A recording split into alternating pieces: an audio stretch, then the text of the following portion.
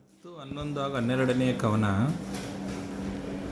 ಹೊರೆಯ ಸಖಿಯರು ನೋಟ ಮೈಯಲ್ಲಿ ಹರಿದು ಬಳಲದು ಚಿತ್ತ ವಿವೇಕೆಯ ಧರಿಸಿ ಕುಸಿಯದ ಕಿವಿಗಳಿಗೆ ಮೇಲ್ನುಡಿಯ ಸವಸವಿದು ಅರಚಿಯಾಗದು ನಾಸಿಕವು ಮೈ ಪರಿಮಳದ ಪೊರದಲ್ಲಿ ಗಂಧಾತರಕ್ಕೆ ನೆರೆಯದು ರೂಪವೇನೆಂಬೆನು ನಿತಂಬಿನೆಯ. ಅಂದರೆ ಸಖಿಯರ ನೋಟವು ಅವಳ ಮೈಕಾಂತಿಯನ್ನು ಎಷ್ಟು ನೋಡಿದರೂ ಬಳಲುತ್ತಿರಲಿಲ್ಲ. ಮನಸ್ಸು ಅವಳನ್ನು ಎತ್ತಿ ಹಿಡಿದರೂ ಕುಸಿಯುತ್ತಿರಲಿಲ್ಲ. ಅವಳ ಮೇಲ್ನುಡಿಗಳನ್ನು ಎಷ್ಟು ಕೇಳಿದರೂ ಕಿವಿಗಳಿಗೆ ಬೇಸರವಾಗುತ್ತಿರಲಿಲ್ಲ. ಆಕೆಯ ದೇಹದ ಸುಗಂಧವನ್ನು ಒಮ್ಮೆ ಅನುಭವಿಸಿದ ಮೇಲೆ ಮೂಗು ಇನ್ನಾವ ಸುಗಂಧವನ್ನೂ ಸೋಗಿಸದು. ದ್ರೌಪದಿಯ ರೂಪವನ್ನು ಹೇಗೆ ವರ್ಣಿಸಲಿ?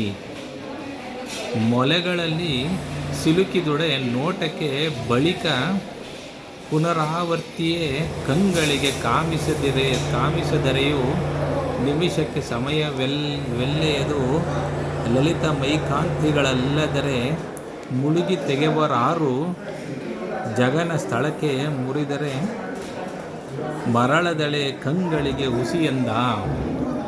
ಅಂದರೆ ನೋಟವು ಅವಳೆದೆಯಲ್ಲಿ ಒಮ್ಮೆ ಸಿಕ್ಕಿ ಹಾಕಿಕೊಂಡರೆ ಅದು ಹಿಂದಿರುಗಿ ಬರುವುದೆಂದರೇನು? ಕಣ್ಣನ್ನು ನೋಡಲು ಬಯಸಿದರೆ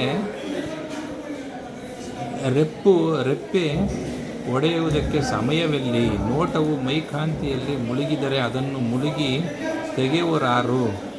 ಜಗನ ಸ್ಥಳಕ್ಕೆ ಕಣ್ಣುಗಳು ಹೋದರೆ ಅದು ಹಿಂದಿರುಗುವುದೇ ಸುಳ್ಳು. ಒಲಬುಗೆಡವೆ ಒಳೆವ ವೃಕ್ಷ ಸ್ಥಳದೊಳಗೆ ಜನದೃಷ್ಟಿ ನಳಿತೋಳ್ಗಳಲ್ಲಿ ಸುಳ್ಳು ಗುರೋಳಿಯಲ್ಲಿ ಕೆಂದಳದ ಶೋಭೆಯಲ್ಲಿ ಸುಳಿದಡಲ್ಲಿಯ ನಿಲುವು ದಶನಾವಳಿಯ ಬಿಂಬಾಧರದ ಕದಪಿನ ಚೆಲುವಿಕೆಗೆ ನರರಾಳಿ ನೆರೆಯುವ ನೃಪಲಿ ಕೇಳೆಂದ. ಅಂದರೆ ದ್ರೌಪದಿಯ ವಕ್ಷಸ್ಥಳದಲ್ಲಿ ನೋಟಕರ ನೋಟಗಳು ದಾರಿ ತಪ್ಪದೇ ಇರುವುದೇ? ನೀಳವಾದ ತೋಳುಗಳು, ಅಂದವಾದ ಉಗುರುಗಳು, ಕೆಂಪು ಇವುಗಳನ್ನು ನೋಡಿದರೆ ನೋಟವು ಅಲ್ಲಿಯೇ ಸ್ಥಗಿತ. ಹಲ್ಲುಗಳು, ತೊಂಡೆ ಹಣ್ಣಿನಂತಹ ಕೆಂದುಟಿಗಳು, ಕೆನ್ನೆಗಳು ಇವನ್ನು ನೋಡಲು ಮನುಷ್ಯರು ಕಣ್ಣುಗಳು ಸಾಲವು. ಇದೆಲ್ಲ ದ್ರೌಪದಿಯನ್ನು ವರ್ಣಿಸುತ್ತಿರುವ